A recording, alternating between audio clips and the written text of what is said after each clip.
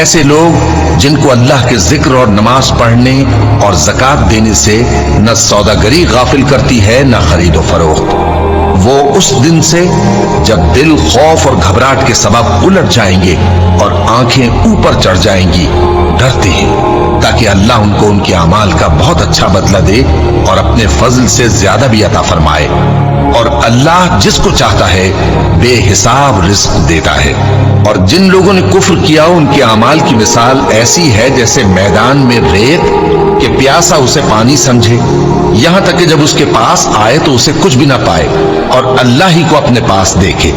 تو وہ اسے اس کا حساب پورا چکا دے، اور اللہ جلد حساب کرنے والا ہے۔